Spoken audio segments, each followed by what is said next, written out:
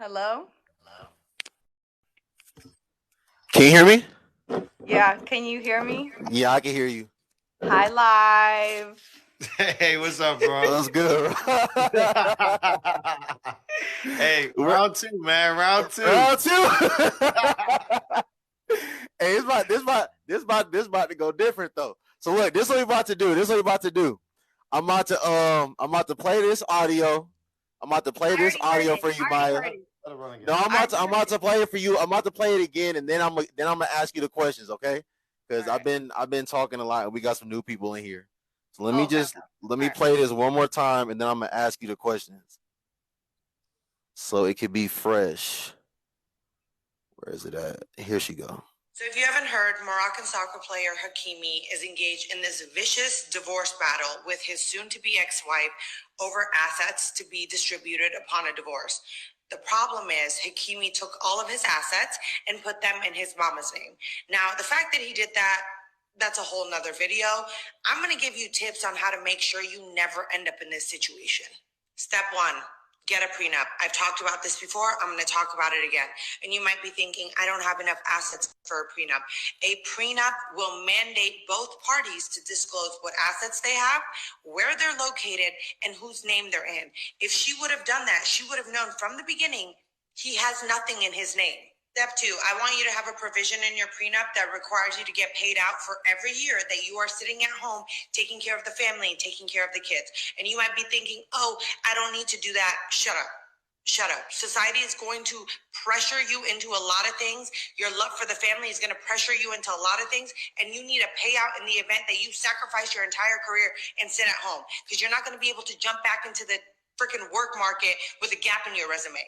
Step three, and this is something I'm personally going to have in my prenup, have a payout clause for every child you bring into this world. And you might be thinking, oh, you're not doing a big job by bringing a child into this world. It's your duty. Shut up. Okay, shut up. The mental, physical, emotional toll that's going to take on your body, on who you are as a person, it's going to change you forever. And let's be completely honest, when you are divorced and you have to go back into the dating market, they're going to treat you as a single mother with children very differently than a rich man who's divorced and has kids. It's not going to impact him or his life. It's going to impact you. So make sure you're compensated.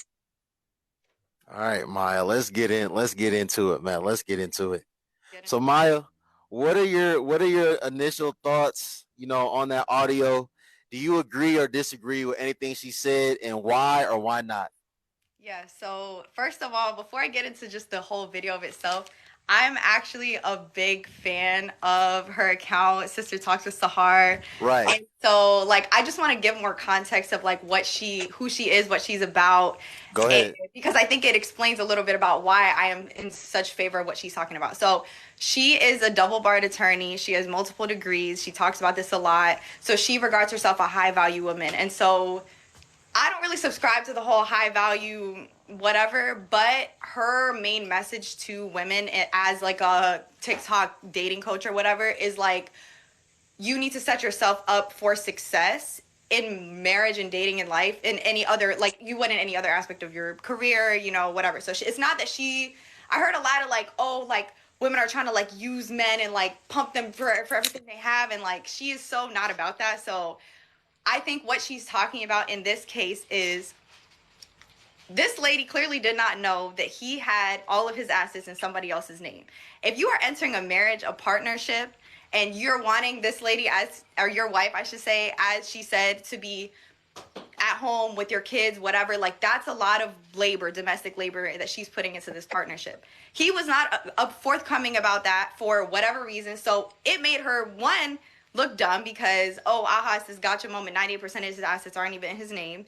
And also, she's walking out of that unprotected with nothing. There was also a point she said in there where, a lot of times when you're operating with people like marriages in this tax bracket, presumably, he's making however many more money than she is, how 100 times more money, much more money than she is, she's not going to be able to work in the same capacity or ever have the same capacity to provide for the lifestyle that she was offered previously. And also, I saw somebody in the comments talking about how he had rape allegations.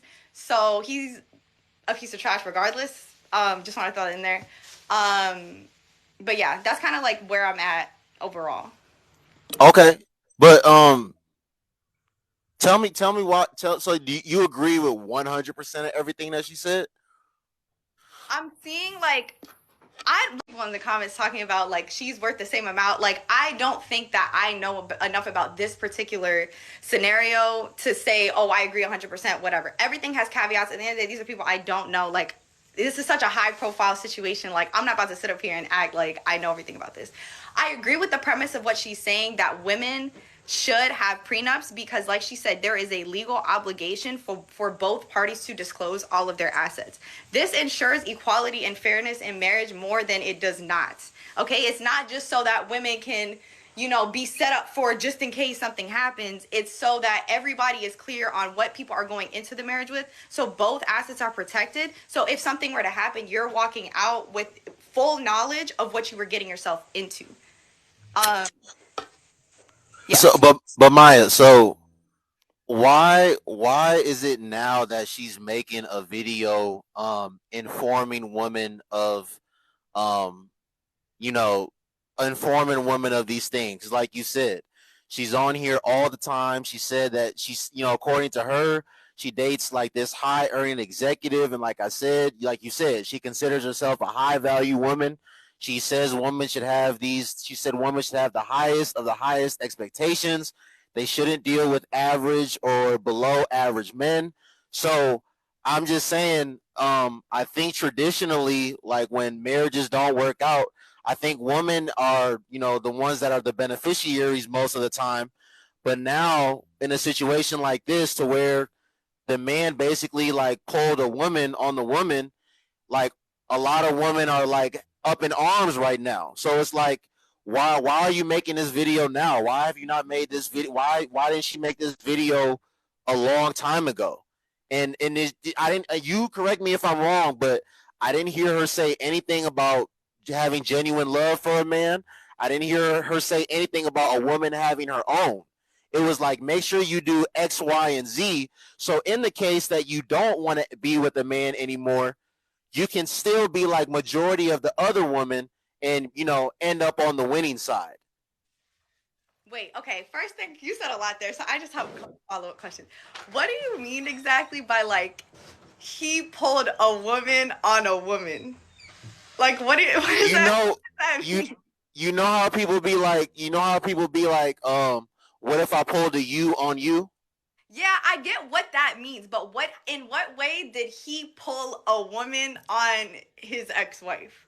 Because like I said, Maya, most of the time when marriages don't work out, and like, like both of us know, like we acknowledged, women are the ones filing for divorce at like between 70 and 80%.